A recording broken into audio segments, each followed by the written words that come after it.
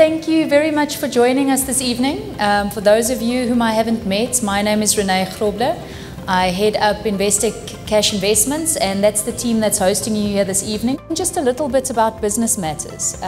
This series that is brought to you by Investec is really around Investec wanting to invest in your business. We do see you as our business partners, and we would like to bring you thought leadership, insights from the best minds in South Africa and the world around topics that we believe matter to business. And so today, the first series that we're bringing you is around future fit, thinking about the future, thinking about trends, about digital, and how you can apply that to improve your business and gain a competitive advantage. The business confidence in South Africa has been lacking. This is the longest period since 1982 that business confidence has been negative. And if we look at South African businesses, there's a few things that you guys know. Turnover is vanity. Returns are sanity.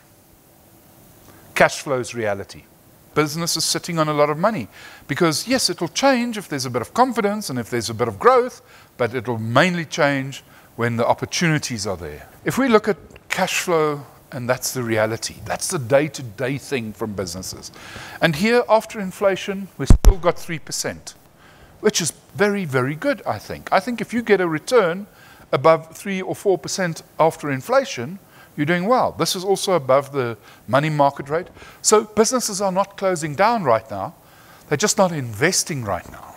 And if I sum up all of these things and I put it into a traffic light system, if you wish, I can say the vanity is okay. The vanity is, just over halfway. The investability, if you wish, of South Africa right now is not good. That's why people are looking overseas, and I'll show you that just now. It's really in the red. Our assets that we've employed as a company, as a country, in the private sector, we're not getting the returns on.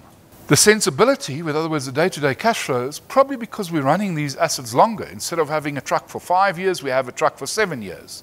We're doing okay on the cash flow. We don't have to buy those new assets all the time. We don't have to employ more people. We're doing quite okay there.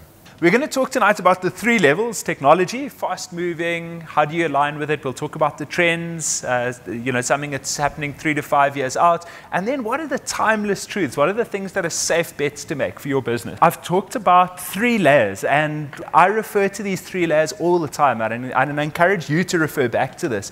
You use the technologies. They're changing all the time. So you base your business on the truths, what's not going to change. You align with the enabling trends. There's big systems that are changing, systems and incentives. So you just align with what's happening, and there's a whole technology ecosystem that will carry you along the wave.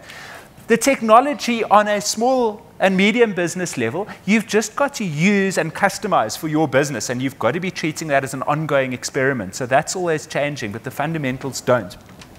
And lastly, and most importantly, the best thing that you can do starting for your business today is to invest in your own and your business's skills and capabilities.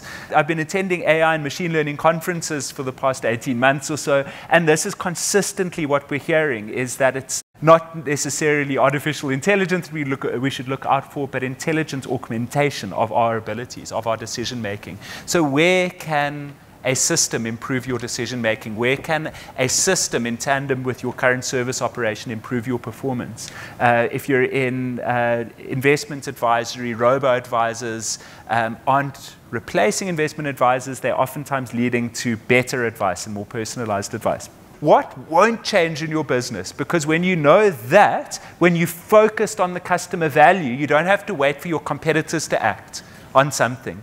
You can align with the trends on delivering that value, say it's speed or service, and then you can start experimenting with the technologies. This process of digital transformation is really in trying to use technology. What we're trying to do in our businesses is gain some form of competitive advantage. And we tend to do it in one of 3 ways. So the first and most obvious tends to be through the customer experience. So how can we use technology to improve the way we understand our customers and talk to our customers? The second way is through operational systems and processes. Can we make that flow easier internally? And can we gain a competitive advantage from that? And then thirdly, and the most disruptive, is taking technology. Can we reinvent our business model entirely? And that journey that you take as businesses from going to A to B is what we call digital transformation. We tend to focus more on the what, because that's the really exciting stuff. How can we use the Internet of Things or artificial intelligence? How can we improve our digital touch points or robotics? But the problem that we have with focusing on this is when we do, 84% of companies fail at digital transformation. And you will have had experience of this yourselves. You might have wanted to roll out a new ERP system at a basic level, or even a new accounting system. And the thing took twice as long to implement as you were told it was going to take. It was 3 times the cost by the time you'd done it. And when it was there, no one in your accounting system actually wanted to use it. I'm seeing a lot of nods. That tends to be what happens. So why does this happen? Why are we left with this great technology, these exciting ideas, when we try and roll them out, 84% of the time, it's failing? You probably know the answer. It's your people, including you. So what we need to do as organizations is we need to start to get our team what I call change fit, and this is you guys included. You have to, in the world we are moving towards and in right now, being able to adapt and have a fitness for change becomes absolutely critical. So the first thing you need to do, if you want to get your teams change fit, is you need to create a vision that's a motive, that resonates, that people believe in.